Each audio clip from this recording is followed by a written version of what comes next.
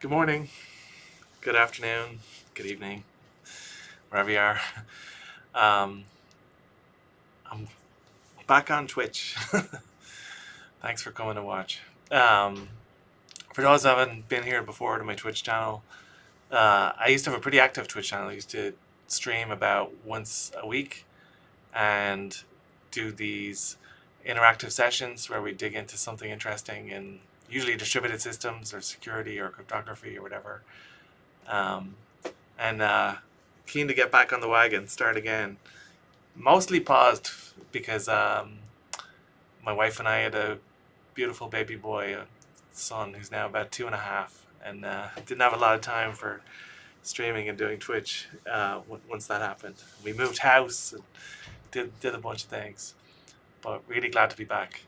I'm using OBS for the first time, so let me know if there's any technical issues. We used to have a desktop Twitch streaming app, but it turns out OBS was more popular, so that's now what we ask people to use. So far, so good. It seems good. But what I'm going to cover today is last week at reInvent, which is our big annual conference in Las Vegas for AWS.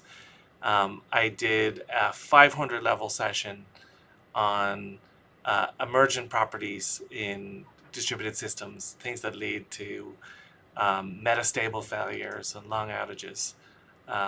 Metastable failures, it's just a fancy word for, you can often have a system that's running in one mode and is very stable for a long period of time. Then something happens and then the system goes into some kind of failure state and it gets stuck there. Like it can't easily recover, right? And it takes intervention to come in and do it. And there's usually all sorts of emergent properties involved in that, and I really wanted to dig into those. So we did it as a chalk talk. So the way that works is there's a room, there is a presentation. I can put slides up, but most of it's you're using a whiteboard and it's interactive with the audience, and it doesn't get recorded. So I'm repeating it now on Twitch, and I've got my whiteboard, which is actually paper. And I've got my slides. I'm going to go through them as much as I can, just like we did there. The room filled up in reInvent. We actually ended up starting early because we turned people away, which is a sign of great interest. But wish we had a bigger room so we could have accommodated everybody.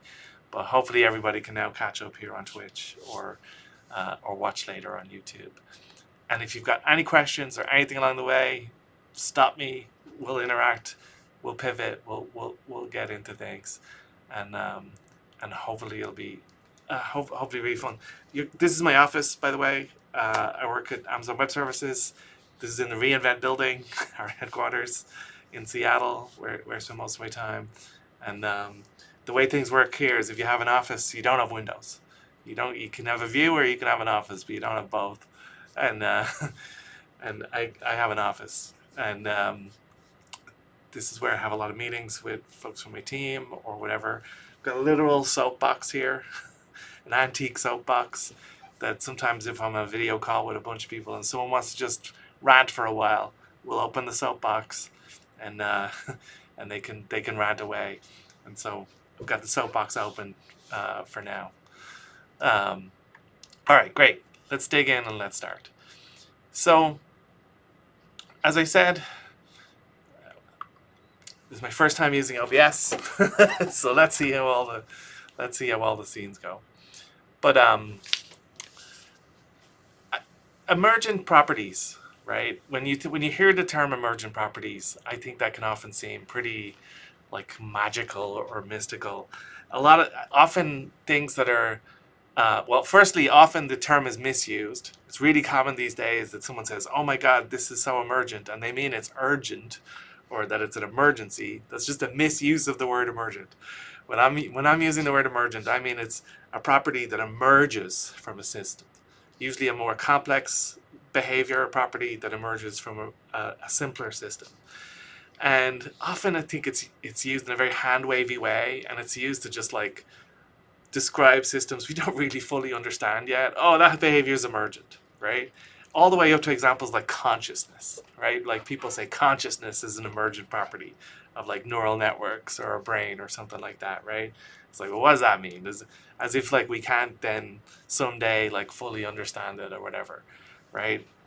Uh, but I think it's really, really important to understand the emergent properties in systems, because if we really understand them at a very fine level of detail, then we can actually either use them to our benefit or help mitigate them if they're kind of negative properties and so on.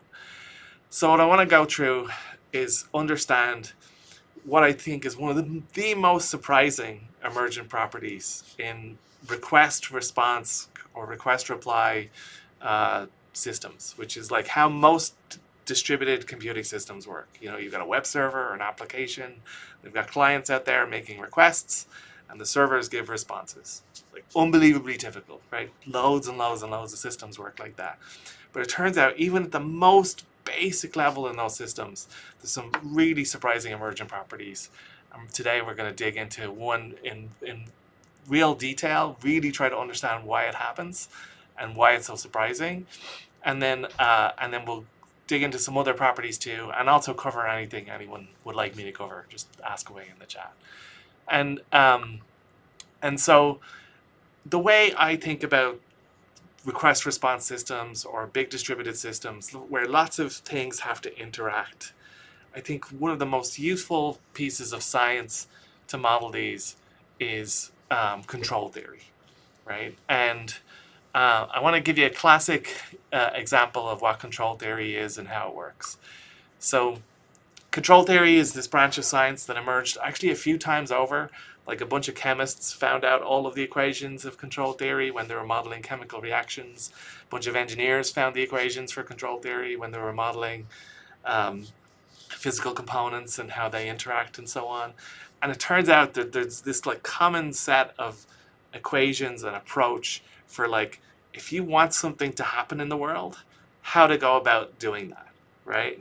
So like one classic example is like a thermostat. You know, if you set the thermostat in your house to like 20 degrees Celsius, it's it's going to turn the heat on if it's less than 20 degrees Celsius. It's going to turn the heat off or the cooling on if it's hotter than 20 degrees Celsius. Really, really simple control system. But there's equations behind that about like, well, when do you turn the power on? For how long? Or, you know, or how much heat do you give it and so on, that actually govern having a stable system. All right. And when we've got systems that can overload, control theory is really, really useful for like, well, how do we get it under control, right? So another classic example of control theory is cruise control, right? Like you've got a car and you want to drive at a certain speed, you know, 120 kilometers per hour, say. I'm going to use real units here. And I live in America now, but I can't adapt to American units, sorry. And it's, you know, it's monitoring the speed of the car, and it's saying, okay, well, how much do I need to adjust the accelerator or the brake pedal to achieve that speed? It's not as simple as just like, well, I'm going to put this much pressure on the accelerator pedal and that's that. The reason is because there's hills, right? The car might go uphill and need more accelerator, or it might start to go downhill and need more brake, right? And all of this is example of a control system in action, right? And to go to paper for a bit. So the fundamental way control theory works, or the way control systems work, right, is I'm just going to draw a really simple, I'm going to move my document camera so you can see things, a really simple graph where this is time, right? So this is time. And then the way control systems orient themselves is they measure error, right? So what you do is you set some goal, like some set point, right? Like, so in this case, let's say the set point is 120 kilometers an hour, right? And that's my target. That's the speed I'm trying to get to, right? So I'll move the camera a bit so you can read that. And then let's say the car starts out at a certain speed, right? Let's say it starts out at 80 kilometers an hour over here, right? Well, it's obviously not fast enough yet, right? And so at that point, there's an error, right? And the difference between what you measure and what you want, we just call that the error, right? And the control system takes actions that are proportionate to that error, right? So, like a thermostat, if you're below 20 degrees, it's going to drive more heat, and if you're above 20 degrees, it's going to drive more cooling if it can, or at least turn the heat off, right? So that's really simple, proportionate control, right? And that's the first kind of controller you can have, just simple P controller. It's got a proportional component to what it's doing, right? But if you just built a naive like proportionate controller, they tend to oscillate. What tends to happen is, it'll drive the error down, so you eventually get to the desired state, but it'll usually overshoot it, and then you'll often oscillate around that value, right? Um, there are some things you can do about this within the confines of a proportional control system. Like you can model what's called hysteresis and stuff, and you can say, well, only add gas or accelerator pedal up to a certain speed, but then only brake when you go below a different speed, or go above, sorry, a different speed, and so on, so you get more of a band.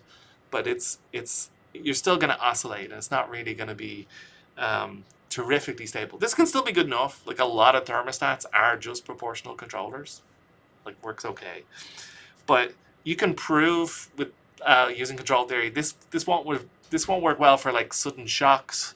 This won't work well for big swings. Someone opens a door or a window in your house, the thermostat's going to have a really hard time figuring out what to do. And so you don't get like a stable control system. And so in addition to taking action that's like proportionate to the error, you also have to take action that's like taking account of the entire history of the error, right? Like all of this red area, right? Like if the controller takes note of like, well, how long has the error been lasting? How big have those errors been? And takes more and more action, like the more error there has been over time, it'll also be a bit more of a stable control system.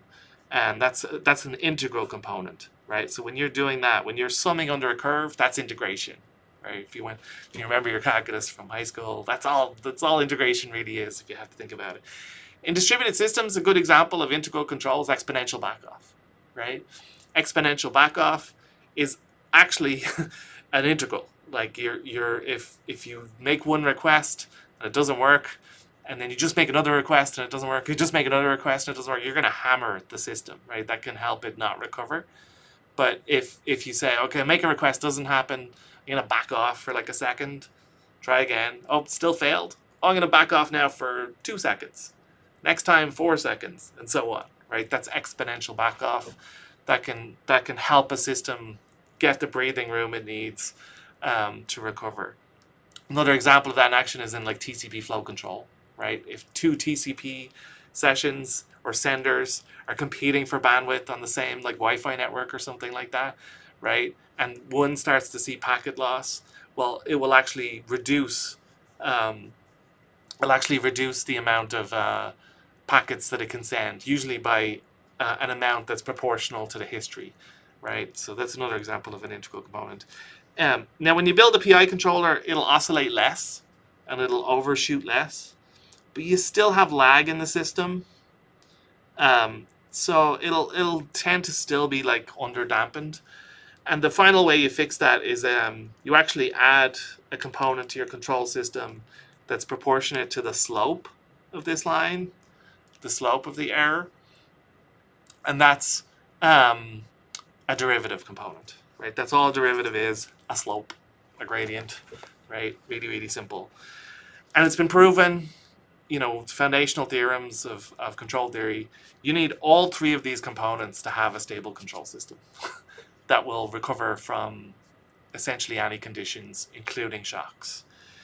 Now, in real-world control systems, and there's a lot of engineering fields that like spend a lot of time on control theory. The oil and gas industry is a good example, like building a refinery and pipelines and handling all the pressures and so on. Or the food production industry, getting all the conditions right inside the ovens that are baking your bread. stuff like that. Those are pretty advanced control systems. And even in those fields, with like 100 years plus of like expertise on control theory, it's actually quite rare to prove that a real world control system actually is stable. Just because the variety of conditions and things that can arise is so great. Like the kind of combinatorial complexity of a real world system is absolutely massive.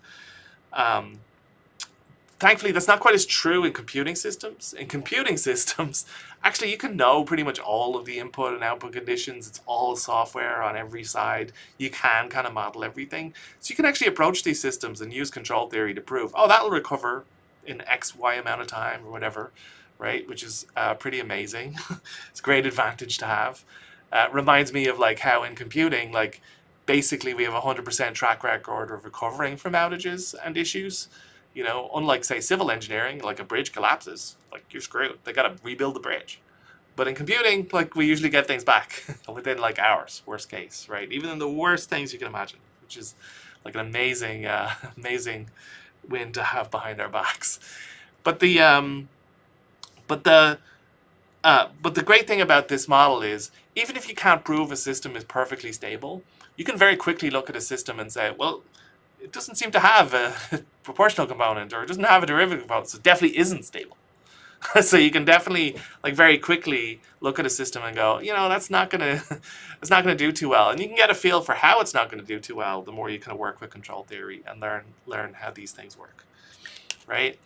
And so if we go back to our cruise control example, like whether it's you as a driver or the cruise control system that's automatically doing this, like what's happening is you're thinking about the road conditions a few seconds ahead, you're experiencing the road conditions now, you're doing all these things and you're like controlling the speed really well, right? Really classic example of control theory. But just for a second, what if, just imagine for a second, imagine you're going down a mountain pass or something. Like here near Seattle, we've got some really tall mountain passes. And at this time of year in the winter, when you're driving down, it can be pretty hairy. Like it can get icy, right? And imagine for a second that like, you know, you're used to, you put your foot on the brake, the car slows down, right? But occasionally you put your foot on the brake and the car speeds up by a lot, right? And this can happen in icy conditions. If you slam the brakes too much, those wheels are going to lock up and you're just going to skate on the ice, and you're going downhill, that hill's going to accelerate you, and it can end really badly, right? Now, real world cars don't try to solve that in the cruise control system. They add in another control system, ABS, right, that like tries to look for your wheels locking up like that, and then even though you have your foot on the brake, will actually release the brake so that the wheels turn a little to have a chance of, you know, getting into the dynamic coefficient of friction rather than the static coefficient of friction, and so on, and trying to get you some grip back, and the really, really advanced systems. But like something that recently surprised me is that this exact kind of effect actually happens in normal request reply response systems.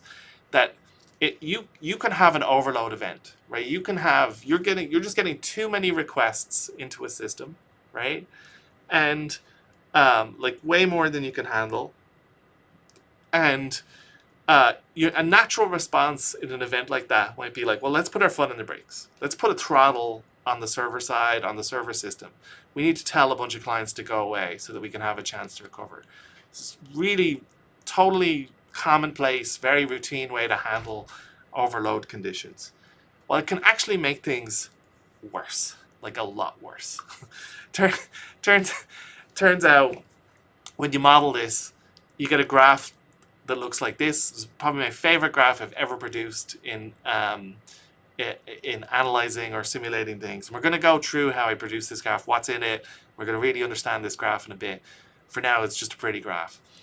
But imagine for a second, you're on one of those events, you're getting too many requests, and so you put a throttle in place, and it actually makes everything radically, radically worse. What is going on? All right, so that's what we're going to try to understand, that one emergent property. So I'm just going to go through a few things in slide form, and we're going to model requests, just a request system, and going to use a really simple convention here. We're going to requests are arrows, And green requests are requests that succeeded, and you can guess for yourself what color I'm going to use for requests that fail, right? And the first thing we're going to learn is, like, don't think about a system like I've got millions of requests coming at me, and those, it's just like this big pool of requests or whatever, right? This big abstraction of requests. Real world systems don't actually work like that. There's a bit more going on. Turns out there's like relation between the requests, and that really matters. So I'm going to go back to the .com, and I'll get into what I mean there. Oh my markers go through the paper. I need to get better paper. I don't want to waste 2 pages of paper every time I draw something. So real world systems, right, that are using websites or web services make multiple requests to achieve a goal, right? So when you load a web page, there's like a lot of resources on that page, and many of them are contingent, right? Like if you don't load the JavaScript, then the things that JavaScript loads aren't going to happen, right? Or if you don't load the CSS, then the resources the CSS reference aren't going to load. So it's a really simple example on a website. In a application, right, you've often got, well, I need to make this request to, like, get some data from DynamoDB. And then if I get that result, I'm going to make another request that does something with that data. And if I get that, I'm going to make another request that does something with that data. And then I'm going to, like, do something with S3 and so on, right? Like really, really common, right? So you'll often see in code, I'm going to use like a kind of Java-like pseudo language here, or Python-like, where you'll have effectively some kind of try block, right? Where you're going to make request 1, request 2, request 3, and so on, right? And if request 1 fails, request 2 never happens. And if request 2 fails, request 3 never happens, because they throw an exception and you just go back to whatever the exception handler was, right? And then it's really common that there'll be some kind of loop around this whole thing, right? Like the developer who wrote it will say, well, I realize requests might fail, so so I'm going to put a for loop around this whole try block and maybe try it 3 times, something like that, right? Give myself a fair shot, right? But unbeknownst to them, or maybe even known to them, typically each of these requests, they'll be using some internal library feature in the language or whatever. It already has retries built in. So when you try to make a request just with this one line of code, like that one line of code inside it, has, well, if the first time doesn't succeed, try again, then give up. It's super common. Almost every language has that in its request things. But then developers were too smart for our own good, and so we put another layer of retry around this whole block. So in the real world, what can happen is, let's say each of these will be tried 3 times, and this whole block will be tried 3 times. Well, then when the whole system is down and all these requests are failing, we're going to try them 9 times, right? We're going to try this whole block. We're going to try this request once, this request twice, this request 3 times. All those fails. We never get to request 2, but we did 3 requests, and then we go back and do that again 2 more times, and that's how we get to 9. Right? This is really, really typical. Like, we've all seen code like this, right? So let's keep that on our brains. Now, I've measured for some of my systems what I see being the typical number of requests that seem to come from a client in a tight window of time and to be contingent on each other, and seeing an average of about 9, right? And so that's up 9 requests in this kind of pattern, right, for some of the real world systems that I work on. I wouldn't be surprised if other systems see much larger numbers, right? And so I built a simulator in Python. I actually had Q write this simulator. It's really, really unbelievably simple simulator. All it does is it's a Python function that lets you simulate a total number of request chains. So here this would be, 3 or 9 requests in the first parameter. That's how many I want in the chain. And then how many times I want to retry the whole operation. So that's the try block. I just call that an operation. And then how many times I want to retry each request inside that try block, right? And then I supply a callback to a throttle function. And that just lets me simulate failure rates, right? So I can simulate 100% success, I can simulate 100% failure, or anything in between. And I just have 2 nested for loops that do that. Really, really, really simple. And then I count how many requests did I generate, for each attempt. And I run this simulation a few million times. And then I get, well, how many requests on average did each client actually make, for each attempted operation. That's all I'm doing with this. Really, really, really, really, really simple, right? And so the first thing we want to model, just to get a feel for how the numbers work, is just a boring chain of requests without any retries, right? And so if I try a chain of 9 requests, I get this gray line. So on the x-axis here, we have the failure rate. So 0 means no failures, everything's working. 100% means everything's screwed, total outage, 100% failure, right? And so obviously in a chain of 9 requests, when everything's good, we're making 9 requests. It's that simple. And when everything's down, we're making 1 request, because we make that first attempt. There are no retries. It didn't succeed. We never get to the second request or third, all the way through 9th. So it converges at 1, right? And for a chain of 3 requests, that's the green line. Looks a bit more linear. It's actually a curve. If you've worked on probability or statistics, you probably recognize straight away, this is a cumulative binomial distribution. This is all this is. And it's exactly what you'd expect it to be, right? So if you try to throw 4 heads in a row when you're tossing some coins, you'll get a binomial distribution. That's binomial distributions are what happen when we can have binary outcomes that are contingent on one another, right? So shouldn't be a surprise. Really, really simple, right? Now this is what happens if we just fill in the rest of the chains. Basically, you see everything's always going to converge to 1. Right, that should be intuitive, because you're never going to get past the first request when it's 100%, and you're just going to see this nice, pretty binomiality. Right, so that's kind of the underlying binomial contingency that happens in a chain of requests. Right, we're already starting to understand some emergent behavior, probably something that didn't obviously occur when we were just thinking of this pool of millions of requests out there.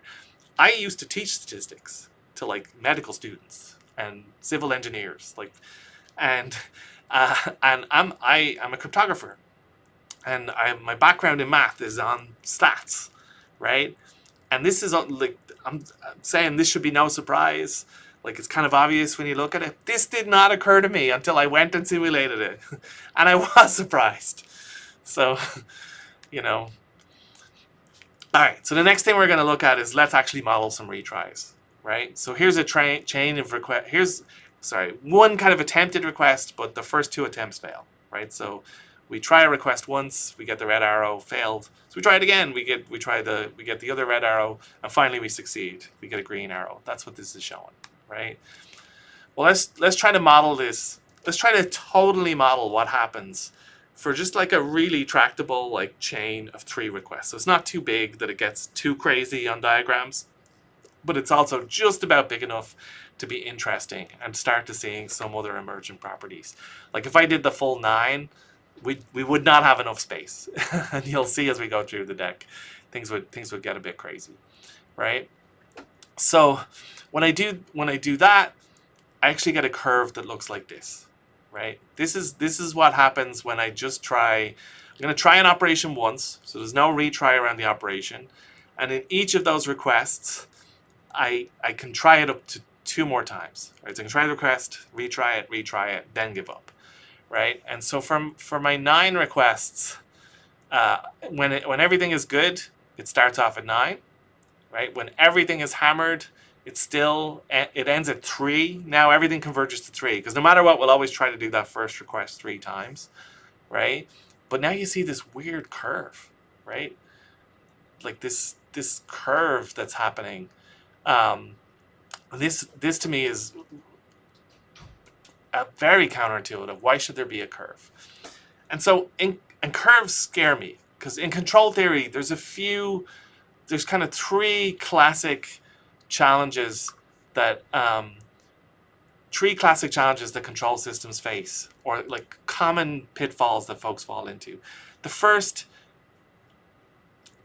is that whoever's built a control system didn't even know they were building a control system, didn't even build a control loop. They're not even measuring error. It's complete open loop. And a lot of systems in computing work like this.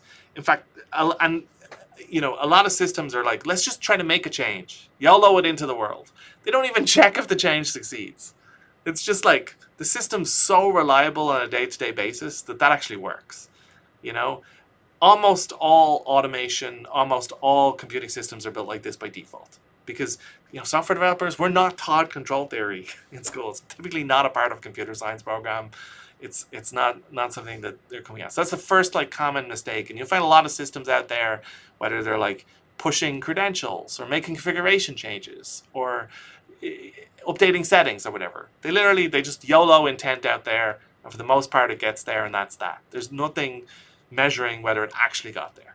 And if there is, it's usually a kind of out-of-band system that's like a canary or an alarming system, and the feedback loop is like a human to go fix it if it ever goes wrong, right? So that's the first thing. The second thing that can go badly wrong in control systems is lots of lag, right? And if you have lots of lag, you're screwed. Imagine you put your foot down on a accelerator pedal and nothing happens for another few seconds. It can be really hard to drive that car. Some planes do work like that, like a big 747.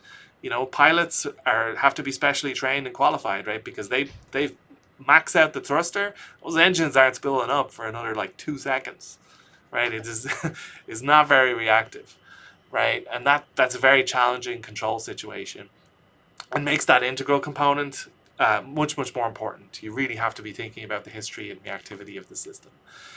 But then the other kind of dangerous thing that you see in controls is non-linearity, or in particular non-monotonicity, right? And so imagine you set your thermostat to 20 and it turns the heat on, right? But that the actual heater, for some reason, you feed it energy, it doesn't just make the room hotter. For some weird reason, it also makes the room cooler at certain points. Now, no real world heater works like that I know of. But that's what we're seeing in this control system. What we're seeing is if we were to set the throttle value to say 35 or 40% here, let's say we were trying to moderate a system where we were experiencing a large outage, and so lots and lots of requests are failing. We're trying to moderate it, so we're going to try to push a bunch of clients away. So we set the throttle value to let's only let 30 or 40% of requests in. Well, actually, that would make things dramatically worse, right? That would actually increase the amount of requests that system's going to throw at us, right? And I've been in events like this, and I've done this. I've been in events where we've used throttling to try to moderate requests, and I've started out by setting it to 50%.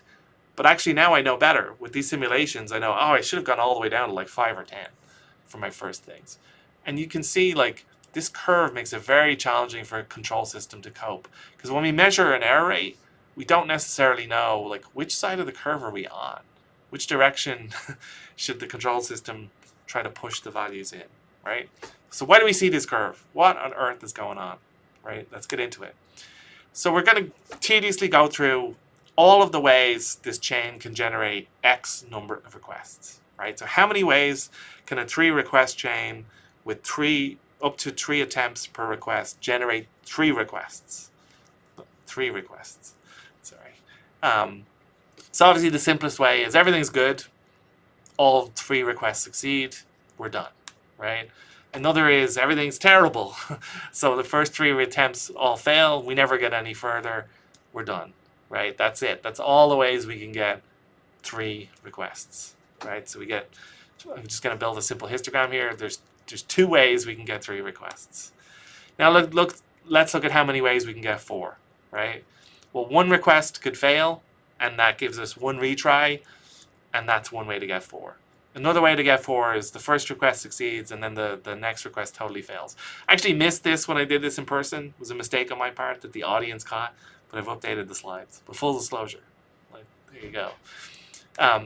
So there's 4 ways we can get 4 requests, right? 5. Well, we can fail a request twice.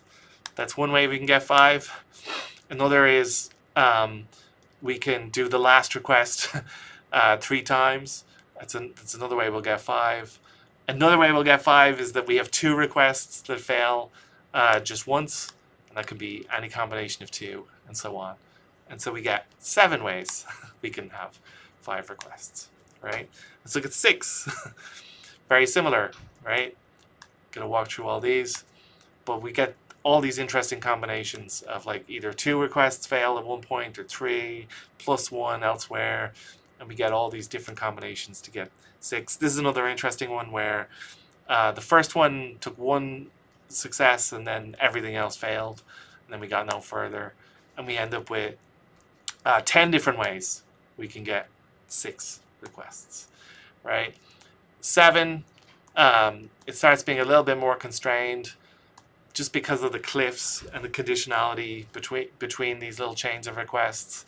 Like, for example, the last one you can kind of always count twice because it can always succeed or fail, and you'll get both cases, and you'll get 7 requests either way. Like, those are all examples of that.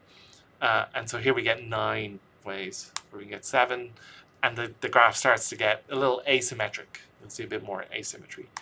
For 8, we're even more constrained.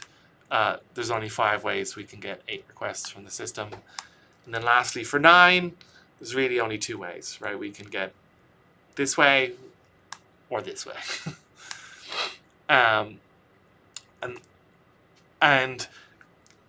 For 3, this kind of looks, you can see that it's asymmetric. 7 and 8 are higher than 4 and 5. That asymmetry gets more and more extreme the larger the number. Like, if you've got 9 requests, this is a much more asymmetric skew of requests. But we're starting to see the kind of like binomial-ish distribution that's underlying this graph that we saw earlier. In fact, what this graph really is it's kind of combining like this underlying distribution of how many ways you can have X number of requests by the cumulative binomial distribution that we saw earlier, just for the contingency between those requests. And it's essentially the product of those 2 things that produces the actual real world data that we see, right? Where if I have an operation and each of those contingent requests can do retries, I'll get that. But in the real world, like we said at the beginning, developers were too smart for our own good. We'll often try to retry the entire block, right? We'll put retries around that whole try block, just like we saw earlier. And what that produces, it actually tends to push the graph up and move it to the left a bit. And that's where we get to this, which is my favorite graph that I've ever produced. So this is just, a chain of 10, a chain of 9, blah, blah, blah, blah, blah, all the way down to a chain of 1 request. Tried a few million times. How many requests per chain am I getting? When I'll retry the whole operation, the whole block, try that up to 3 times. And also I'll try each request up to 3 times. This is the distribution that I see. And so here you can see, like, if you were going to do something in an event, like go from 100% outage to like, I'm going to try a 50% throttle, it's probably going to make your system worse, right? It's probably going to add the amount of requests into the system, not reduce them, right? Which is the opposite of what you want when you're trying to throttle. Unbelievably counterintuitive, right? So this, I think, is an incredibly surprising emergent property right at the bottom, right at the smallest, like the atom of emergence in this system, before we even get into like amplification and coupling and all sorts of other things that I can briefly go through. We're already seeing non-monotonism and non-linearity right at the input stage, right? That just arises from the conditionality and contingency between these related requests in a request block, which to me is stunning. It's also one of my favorite graphs because it looks like Mount Rainier. right, live here in Seattle. I took this photo out on the Puget Sound once, and when I saw this graph, I'm like, wow, that looks like Mount Rainier, which is really cool. Maybe I'll go put it on a T-shirt or something. Just super surprising. So, what do we do about this? Right, we've got this hairy, hard curve to deal with. What do we do with this? Right. Well, this is the same system, the same simulation, and all I've done is change the throttle callback with one tiny little tweak, right? And with that one tiny little tweak, we basically linearize the system so that these behaviors go away, right? The tweak is this. In the first simulation, right, with the throttle we were basically just rolling a dice, and we would probabilistically throttle each request independently, which is how real-world throttling normally works. A lot of real-world throttling is literally that. It's literally like picking a random number, and if you're random, like let's pick a number between 1 and 100, and let's say the throttling value is set to 50. Well, if you rolled below 50, you're good. If you rolled above 50, get out of here, right? Totally common way. Another totally common way is like token bucket. So token bucket is just a data structure that lets you do rate limiting, where you put tokens into the bucket and you remove them at a certain rate. And when a request comes along, the request only succeeds if there's a token in the bucket, right? That's how it achieves a certain rate. Well, that behaves probably kind of look at the draw, based on like timing and queuing theory and Poisson distributions and whatnot, whether your request when you come in there'll be a token or not, right? But each request, that decision's being made independently, and so you get the evil curve that we just saw. But to get the nice curve or the nice line, right? All I'm doing is I'm actually throttling the entire client or not. So I say I'm going to throttle all those requests from a client or none. And the way I can do that is either if there's some kind of client identifier, like a customer ID or account ID that's in the requests, I throttle based on that value. Or worst case, user IP address, right? Their source IP address. And so instead of just picking a random number, what I do is I hash their customer ID or account ID or client IP address. And so that hash turns it into a numeric value. And if that numeric value is above or below whatever my throttling threshold is, I let them in or I don't. And so an entire client and all of those related requests either get in or they don't. And so the contingency is erased, right?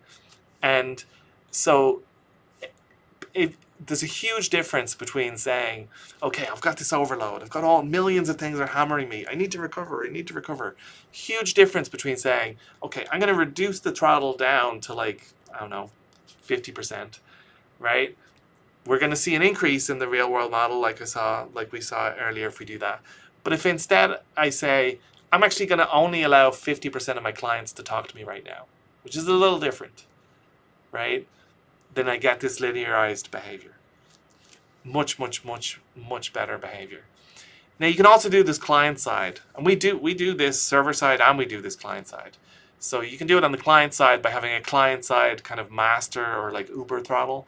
So in the AWS SDK, for example, every request that's made through the AWS SDK is filtered through a global token bucket that says it doesn't matter what in the code, like how many times the developer is trying to make requests to S3 and SQS or Dynamo or whatever. Those are all going to go through this big token bucket that will moderate the entire client and slow it down if it ever looks like there's some kind of overload condition like this, which is just incredibly key to being able to recover, right? Hopefully that helps understand one interesting emergent property. And I wanted to dive, this is more chalk talky part of the thing, but I wanted to dive into some more the interesting aspects of systems, and just quickly cover some things. Now, if there's a whole menu of topics that I put on the board for like anything we could cover in person. So if there's any one of these that you want to get into, let me know in real time in the chat, and we can adapt. But I was going to cover just a few ones I think are particularly interesting, which is caching, loose caching, loose coupling, and telescoping timeouts. Just because I think those three in particular are really well worth understanding, and things we can get at quite quickly. Like, it only takes a few minutes to understand like 99% of what you need to know of those things. A question in the chat asked me, what's hysteresis? I'll cover that too. Well, I'll add that to my notes here to make sure to cover it. All right, so let me go back to the document camera. So let's just start with caching for a second, because I would say caching is probably one of the largest, most common triggers of metastable failures, right? The whole idea of a metastable failure is, well, something was working fine, then something changed or something broke, and then even though you fix that, the system doesn't recover. It gets stuck into its failing state for a bit. And caches are a common source of that because they've got this scary modality in them where, you know, what caches are used to are you're sending lots and lots of requests to the cache, right? But only relatively few to the origin. There we go, sorry. And so, you know, what can happen is if the cache falls over and it needs to be replaced, well, it comes back cold. All the cache entries are gone away. And now all these requests that would normally be served by the cache go to the origin. But the origin is not scaled for that. It can't keep up, right? And you just get stuck in this condition, right? You just get stuck. Because, like, you know, unless you have pre-prepared and you have some way to magically scale the origin, you know, you're just going to keep getting more requests to the cache. The cache isn't going to know what to do with it. And the cache is just going to pass all those requests on to the origin. And then the origin can't keep up. It can't replenish the cache. So the cache never gets off the ground and you're just stuck, right? So really, really common. One thing we've learned to do here is, if possible, one clever way to use caches is, screw it, just pass everything onto the origin every time, right? Now that sounds counterintuitive because now what's the cache doing for you? Well, actually, the cache is still doing a lot for you. Cache is still saving you latency, so the cache can probably still save time, can still answer the requester really, really quickly because it's probably an in-memory cache or whatever. But by passing on each request anyway, it keeps the origin scaled. So the origin will always be able to scale for that crazy peak that could happen someday. We'll always know we're doing this. This works great on like read-through and write-through caches, places where you're really just using the cache for latency reasons. But in cases where that's not possible, because like it would just be too expensive to scale the origin, you're using the cache as part of cost savings. And I'm not in like negative capitalist way or whatever. Like sometimes the computational costs are just like, you literally, you know, you couldn't scale that origin, like laws of physics wise or whatever. You need the cache around it. You know, maybe you've got a transactional OLTP database or something here, right? And like, you know, all the locks and everything it would take to scale that horizontally just aren't going to happen. And the reads can be eventually consistent, so like cache starts to make sense, right? And so if you're doing that, well, then you need some kind of back pressure, right? Then you need a mechanism that's like, okay, well, when you get into this condition, you need to be able to signal back to the clients, hey, you guys need to go away, right? Exponential back off or throttling or combinations of all those things. Like you just need them. Like anywhere you've got these kind of caching behaviors like this, like they're just necessary. So then the next thing I wanted to cover was like just how to think about distributed systems and amplification and loose coupling and what's happening there. So like it's really, really common in distributed systems that you've got, you know, clients out there, they'll hit some kind of front end, which in turn will hit some kind of middleware, right? Which will in turn hit some kind of storage, right? And this is only 3 layers deep. You'll often find systems that are many, many more layers deep than this. You know, I don't know how many layers deep like Amazon.com is or Google.com is or whatever. It's more than 3. can be sure, right? And first, you should understand each of these layers is now an amplifier, right? Because the code inside of these things has retries built in, I bet, right? So like if this request fails, we'll generate another one. This request fails, generate another one. So think about it. Like we can get one request in from the client, and this front end, if there's a problem down here, well, it's going to retry that maybe 3 times. And then the middleware that might be doing the same. And these things will multiply, right? If this thing will retry 3 times and this thing will retry 3 times in front of it, well, now we're at 9 times, right? And if the client also retries 3 times, now we're at 27 times, right? So that's a real world source of amplification. That's what happens a lot, right? And as if that, now I should say, you know, the most common reason for a retry on a day-to-day basis is just some kind of network blip, right? Just like a packet gets dropped or whatever, right? And the failure rate of that's like 1 in 1,000 for, say, most customer networks. Where I work, it's more like 1 in 100,000 or better, you know. But like, you do need those because, like, occasionally you're gonna have that network blip cause a request to fail. But like, they really backfire when you get into a bad situation like this, right? If you've got this, the whole storage system has a problem, you can have this like 27 times multiplier on everything that's hammering it, right? This is why it's so key to have a closed loop, back pressure, a real control system around these things, right? But as if that amplification on its own weren't bad enough, the next thing is that the coupling between these systems tends to be quite loose, right? So what I mean by that is, like, the code that's handling the request is often a different thread or is using asynchronous I/O from the code that's making the next downstream request. And so if the client hangs up and gives up, you know, times out or whatever, that doesn't necessarily mean that the downstream request stops. In fact, most of the time it keeps going. In most languages, in most frameworks, it keeps going. And that can be really toxic. Because then what happens is, you know, the client came in and made a request, it's not getting a response, eventually gives up, and the whole system tries to do all the work anyway, for no good. It's doing all this work, not going to help, right? It'll get an answer, it's got nowhere to send that answer, right?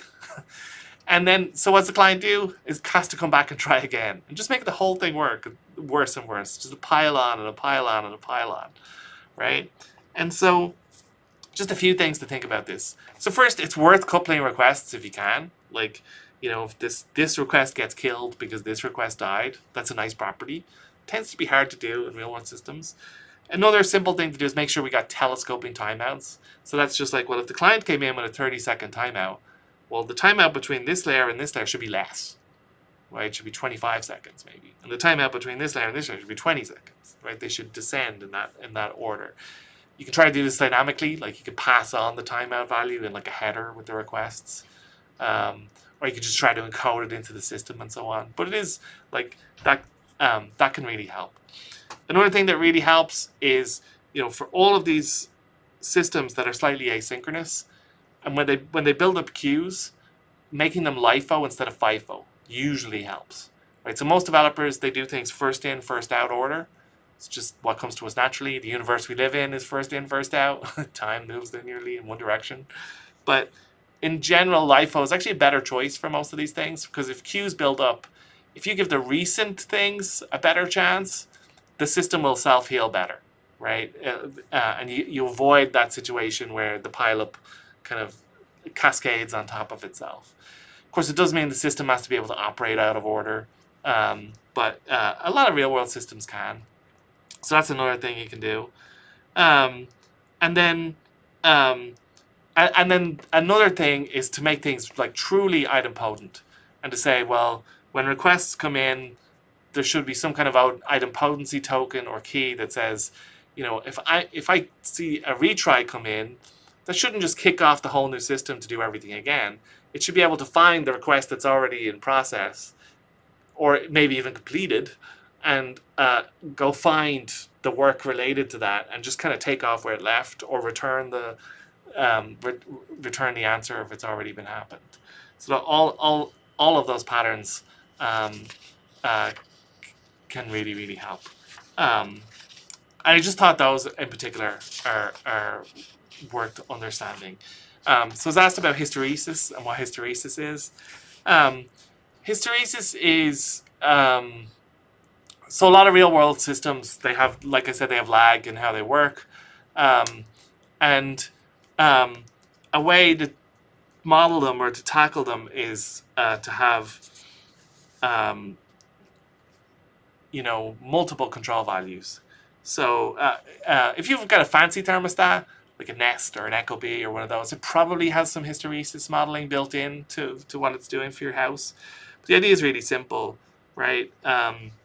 Let's say I set my set point to 20 degrees Celsius, and it's going to drive the temperature to 20 degrees Celsius.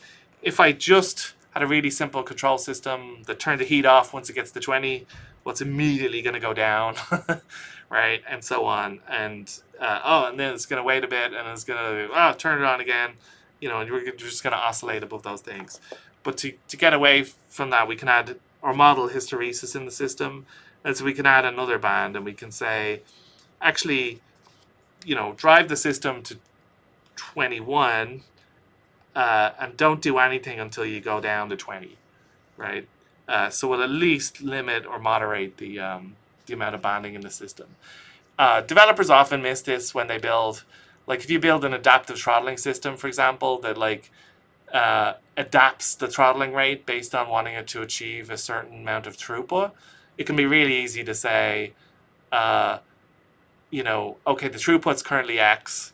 Okay, we just hit X. Lower the throttle, but that system's going to oscillate wildly and so on. So it can be really, really useful having hysteresis in those systems. I evangelize this in almost every talk I give, but control theory is honestly, you can read 1 or 2 books on control theory and be a 99th percentile expert on control theory in the entire computing industry. And it is well worth it, because you will be able to analyze and understand systems and spot design errors like that. And it should be in every computer science program. It's standard in engineering programs. There you go. Oh, someone's asking, do I have a recommendation? Let me go find it on the internet, because I do. Do I even have it here? Let me see. Oh, yeah, I do.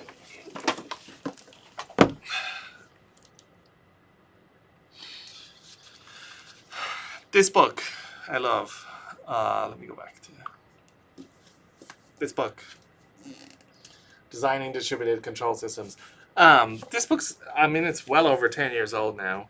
But the reason I like it so much, at least it suited me, is it's full of patterns, right? So it's like pattern after pattern of how real world control systems have been built, that you can just kind of learn from, which suits my kind of tinkering mindset and learning style.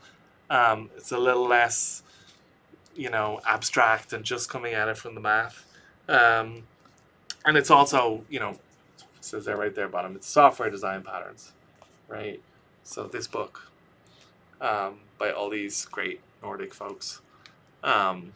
Yeah, I know it's on Amazon. It's really, really cool. That's my favorite book, and I've learned a lot from that.